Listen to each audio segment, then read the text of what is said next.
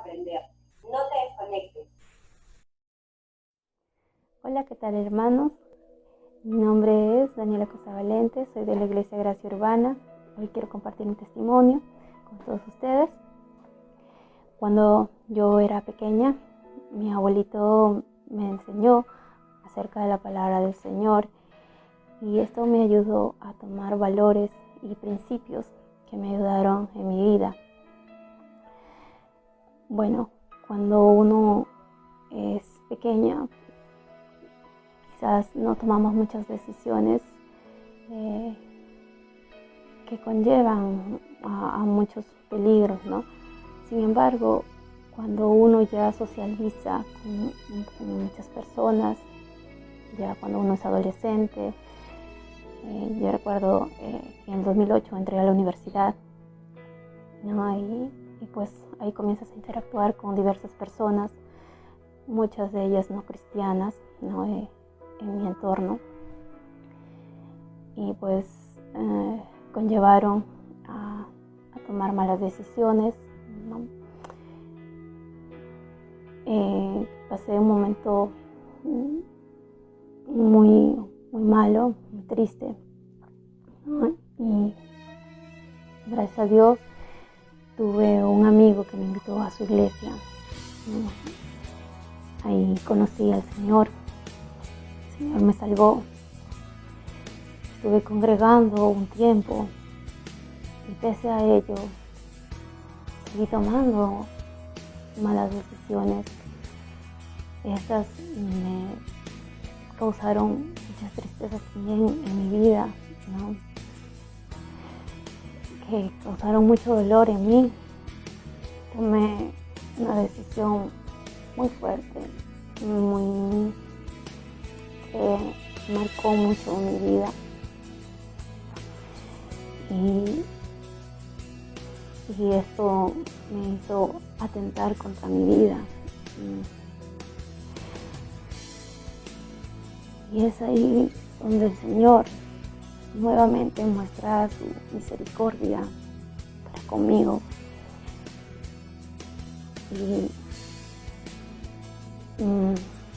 envió a Pastor Carlos, ¿no? en este caso. Y el Señor me hizo conocer nuevamente su gracia y su perdón. Restauró mi vida, restauró todo lo que el pecado había causado en mí. Me dio una nueva vida, una manera de empezar con la mirada puesta en Él, sin crítica, sin nada.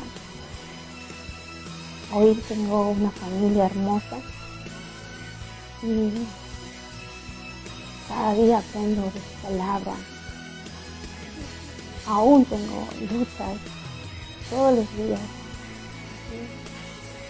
con mi carácter, quizás lucho mucho. Hoy miro el pasado, me causa tristeza, pero no puedo dejar de admirar lo grande que es el Señor al contemplar su misericordia que tuvo conmigo, al perdonarme y llamarme hija. Y quisiera que muchas cosas no hubieran pasado, pero pasaron por un propósito y hoy ya lo entiendo. Hoy lo veo, hoy lo contemplo más y sé que cada uno tiene una historia y esto nos va a ayudar a darnos cuenta de su propósito, de su gloria. Gracias, hermanos, espero que esto sea de bendición para ustedes.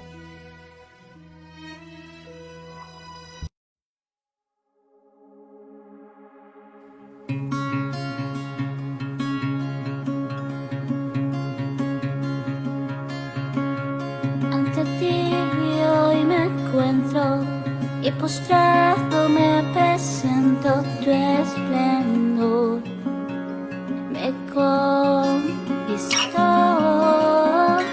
con tu paz me abrazas, me rodeas con tu gracia, tu amor. Me hundo, me acerco a ti, te abro mi corazón, mi vida tuya es. Ya no hay temor, me rindo a ti, me humillo ante tu amor. Oh, tu amor.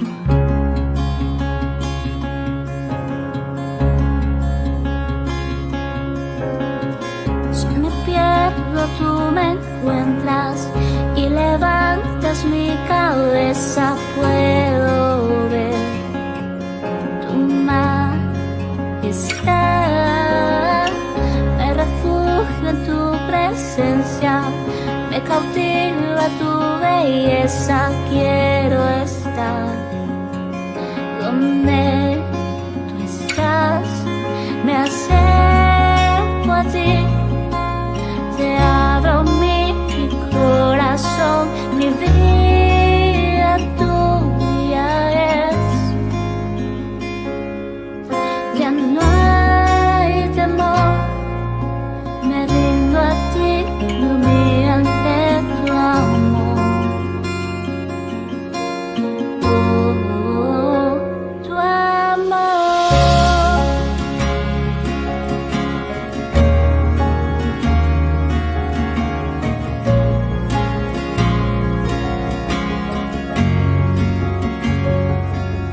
Profundo amor que lava mi interior, escucha mi clamor, te necesito, Dios. Cantaré, mi voz levantaré, Jesús te buscaré, tu rostro quiero ver. Profundo amor que lava mi interior, escucha mi clamor, te necesito, Dios. Cantaré, mi voz levantaré, Jesús te buscaré, tu rostro quiero ver.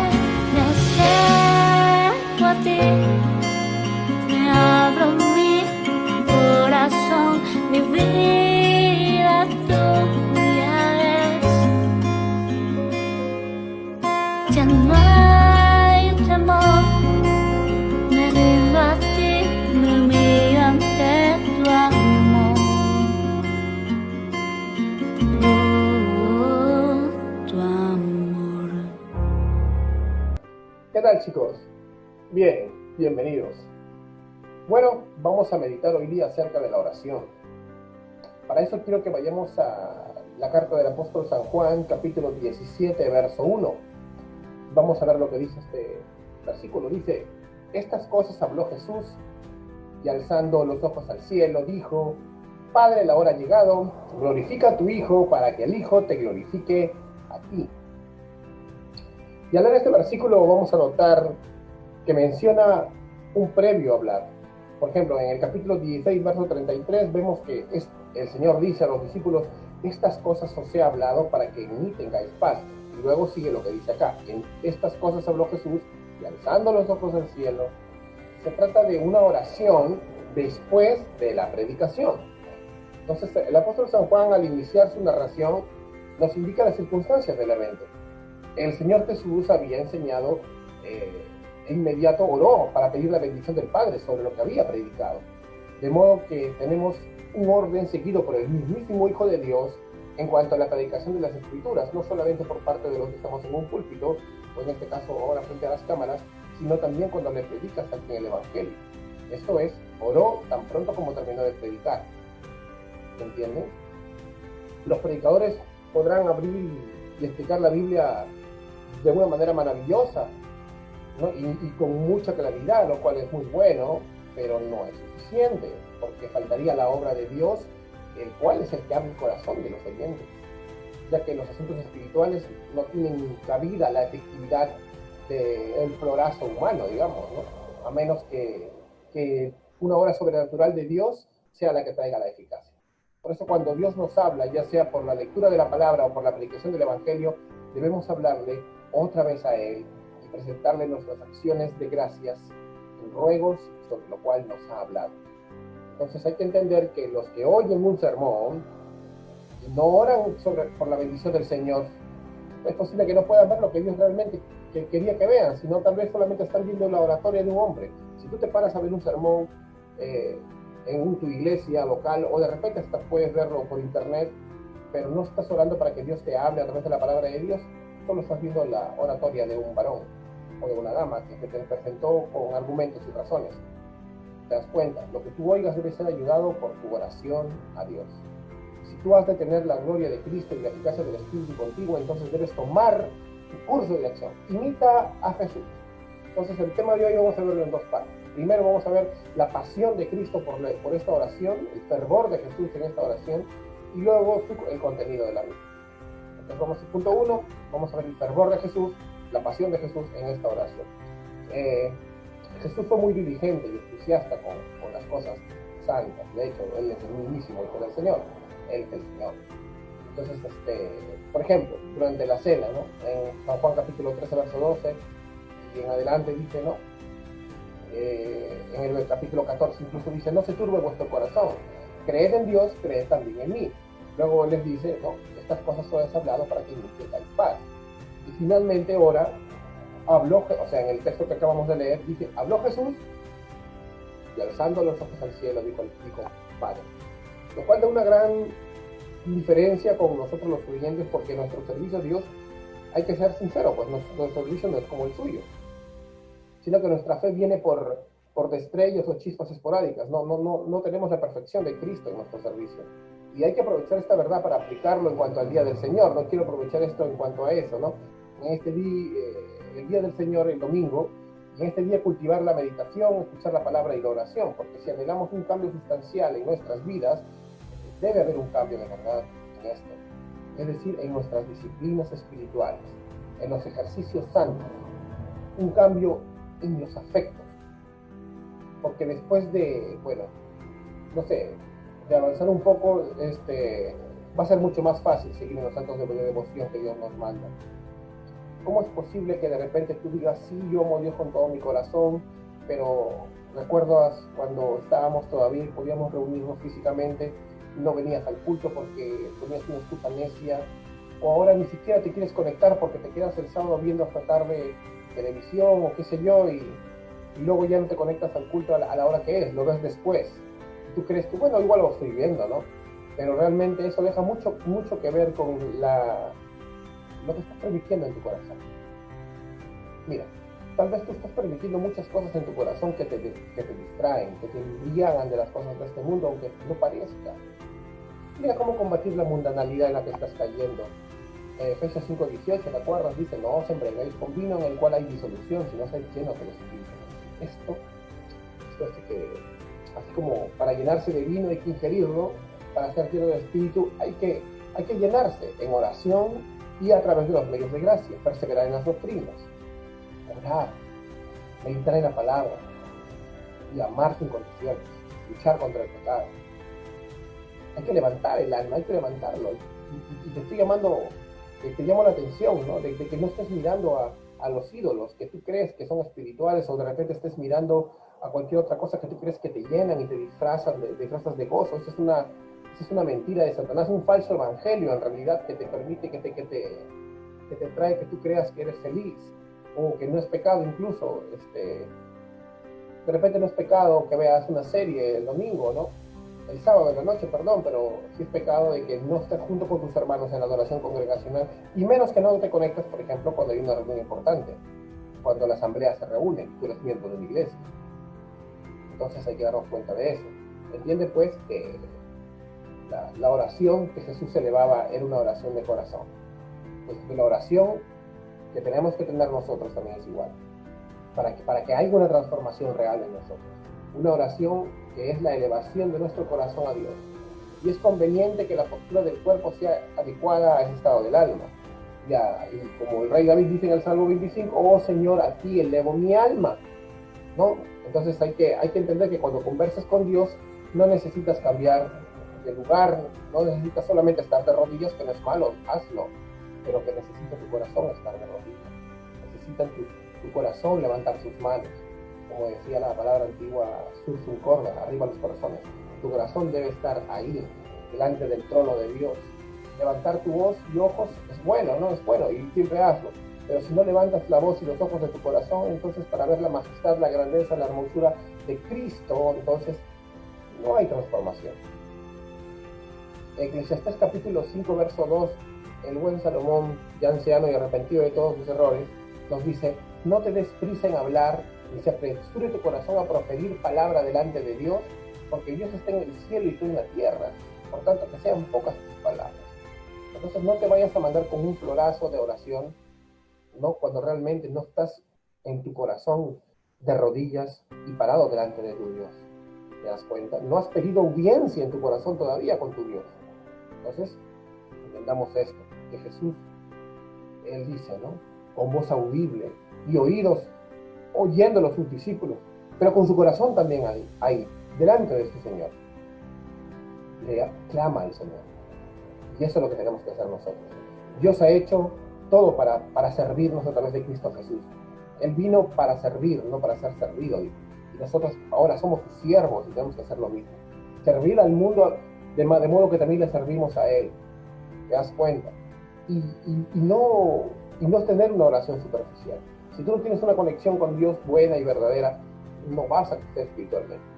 Entonces, de manera que es bueno orar de modo audible, tanto público como privado, pero también que tu corazón se derrame por completo y todo lo que haga tu cuerpo, que levante sus manos, si tus ojos botan lágrimas, me imagino también que tu corazón tiene que estar expulsando esas lágrimas, arrepentido, humilde delante de su reino. ¿Ven? El segundo punto es el contenido de la oración de Cristo, así como ya vimos ese fervor que debemos imitar, esa pasión que debemos imitar, esa sinceridad, esa transparencia de corazón. Ahora vamos al contenido. Aquí el Señor empieza a ir diciendo, ¿no? Padre, la hora ha llegado, glorifica a tu Hijo para que el Hijo te glorifique. Y aquí vemos tres asuntos, ¿no? Una palabra de confianza, ¿no? Dice, Padre, la hora ha llegado. Una petición que dice, glorifica a tu Hijo. Y por último, un argumento, que es para que el Hijo te glorifique a ti, ¿no? Entonces vemos que dice, Padre, la hora ha llegado, que es una expresión de confianza. Vamos a ver la expresión de confianza. Él habla como lo que es, el unigénito Hijo de Dios, la segunda persona de la Santísima Trinidad. Y se dirige con esta confianza a Dios. Cristo no dice Padre Nuestro como envolviendo con sus intereses como los de las ovejas, ¿no? Porque los intereses de Cristo son de otra clase. Y es muy propio que Él hiciera una distinción entre Él y nosotros, puesto que Él es el Hijo cosustancial y coigual y coeterno con el Padre. Él es el Hijo ontológico, no es por adopción como nosotros. Entonces el término Padre encierra el concepto de autoridad, amor y cuidado, los cuales son todos argumentos de paciencia. Y Dios tiene el derecho de gobernar, y los hijos a tomarlo pacientemente en sus manos. Y esta expresión de Jesús encierra entonces total confianza. Entonces Jesús dice, la hora ha llegado. Y esto es la hora que estaba previamente definida, desde antes de la fundación del mundo. Lo que en teología se llama el pacto de redención, la hora establecida y señalada por el eterno consejo de la Trinidad, no por imposición de nada, sino por una sabia ordenación de la providencia de Dios. Ningún hombre podía disponer de Jesús hasta que su hora llegase. ¿Recuerdas? En el capítulo 7 de este mismo Evangelio según San Juan dice, procuraba pues prenderle, pero nadie le echó mano porque todavía no había llegado su hora. Pero cuando llegó la hora, hermanos, el Hijo de Dios fue llevado bajo el poder de los hombres, dispuesto al asalto del mal. Y esto se entiende a los creyentes que ninguna calamidad puede caer sobre nosotros a menos que Dios lo permita. Entonces la hora, el tamaño, las circunstancias de las cosas difíciles que estamos pasando ya están ordenadas por nuestro sabio y eterno Padre para el tiempo señalado. Así que, como dice el apóstol Pablo en primera a los Tesalonicenses capítulo 3 verso 3, dice aquí, nadie se inquiete por causa de estas aflicciones, porque vosotros mismos sabéis que para esto hemos sido destinados. En ese momento la obra de Cristo fue determinada y predicha en las profecías, porque Dios hace todo en su tiempo adecuado. Nosotros tenemos un Dios determinista, como dice Lamentaciones 3:37.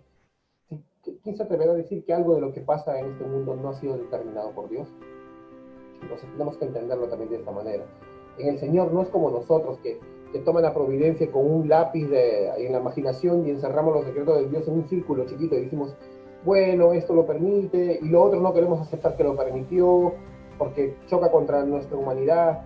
Pero la verdad es que Dios ha determinado todo y así debe ser listo siempre para la honra y gloria de Él. Ahora una pregunta. ¿Por qué los hombres, por su pecado, sufren eternamente, pero Jesús solo se llevó un par de horas de padecimientos? Esa pregunta la digo porque me la han hecho.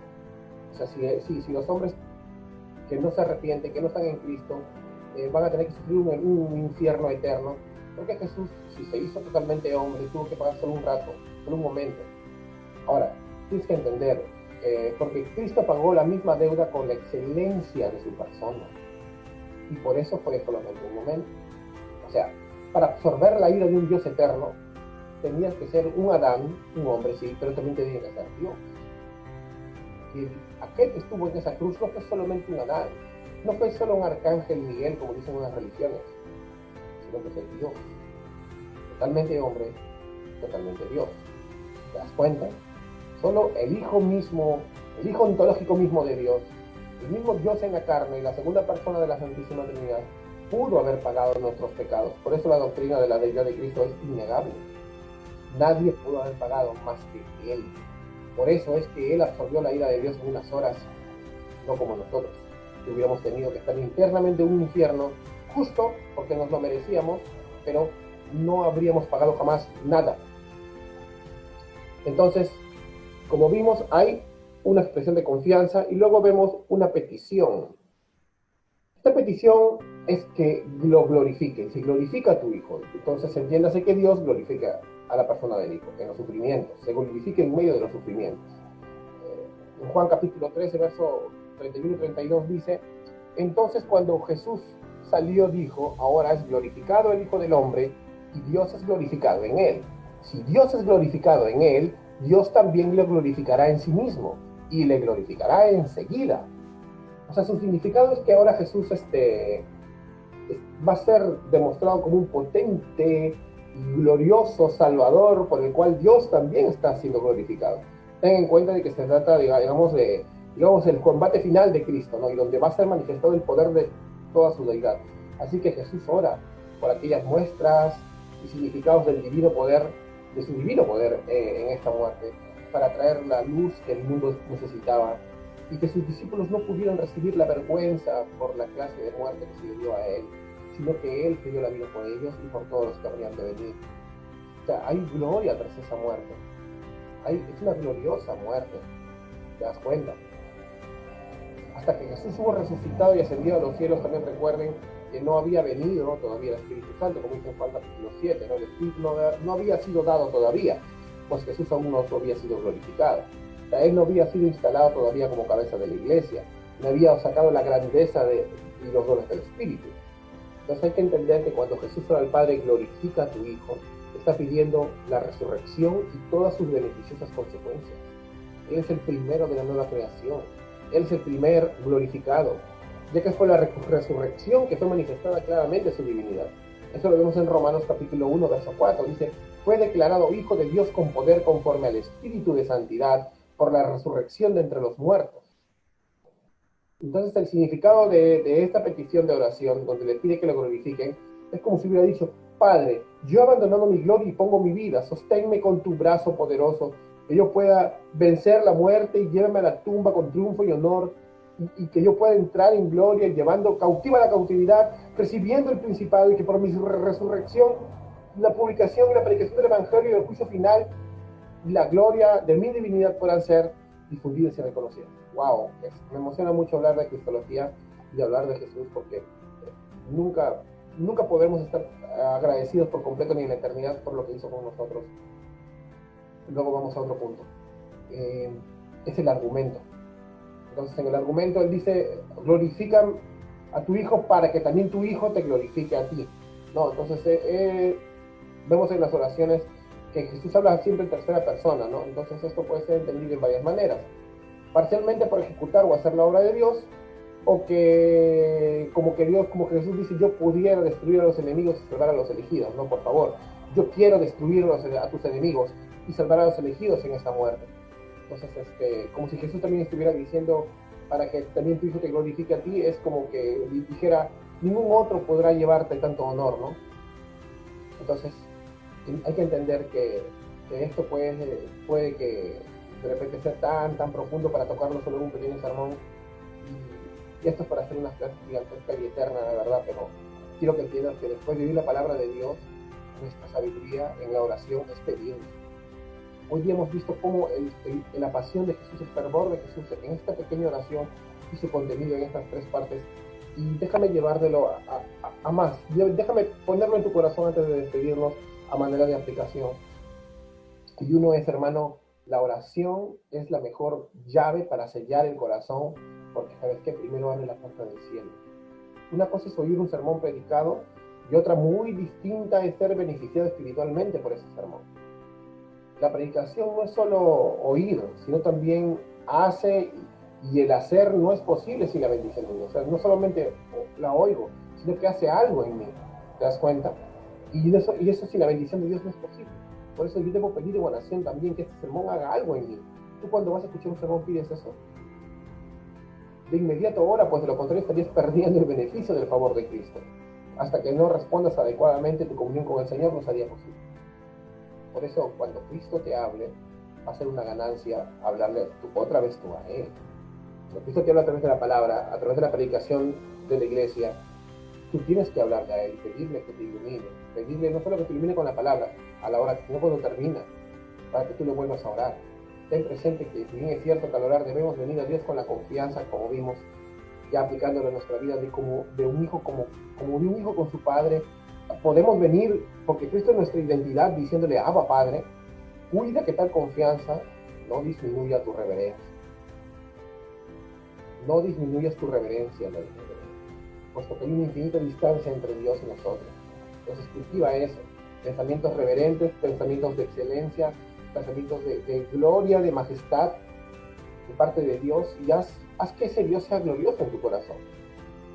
Y de cosas que puedas cantar como, digamos, haciendo un spoiler de lo que va a ser el cielo nuevo y la tierra nueva, ¿no? De Apocalipsis 4:11, puedes cantar, digno eres, Señor Dios nuestro, de recibir gloria y honor, como dice, ¿no? Y dice, porque tú creaste todas las cosas y por tu voluntad existen. No es necesario que estemos en el cielo nuevo para comenzar ahora a vivir la eternidad y adorar al Señor así. Y para terminar, a mi hermano, amigo, que la gloria de Cristo es su oficio, o su oficio de Cristo, la gloria, es salvar. Él es un salvador, Él es un Dios salvador. El Señor Jesús en este versículo le roga al Padre que lo glorifique con el poder de vencer el pecado en esa cruz, al diablo y a la muerte, y así salvar a los hombres. Entonces, no sé si el día de hoy estás viendo este video y tú no has conocido al Señor, o de repente lo has conocido superficialmente y te das cuenta que en tu corazón tú realmente no eres un hijo de Dios, pues no es tarde. En el capítulo 6 de este mismo Evangelio según San Juan, en el cual te recomiendo leas por completo, él dice que el Padre le trae hacia él, no lo va a echar fuera. Y recuerda que si en este momento tú sientes en tu corazón que quieres venir a los pies de Cristo, porque Dios te está trayendo. El Salmo 65 dice, bienaventurado aquel que Dios escoge y atrae hacia sí mismo para que habite sus atrios. El corazón de Cristo es recibirte con amor y habitar contigo a través de su Espíritu Santo. Entonces entiende que Él vino del cielo a salvar pecadores como tú y como yo, y que ahora mismo tú puedes ser uno de esos salvos. Entonces, si el día de hoy tú no has conocido, arrepiéntete y cree en el Evangelio. Recibe a Cristo como tu Salvador. Confía en tu corazón, conságrate a Él. Y te doy por sentado que el día de hoy va a ser el día de tu salvación. Y lo vas a recordar por toda la eternidad. Vamos a terminar en oración.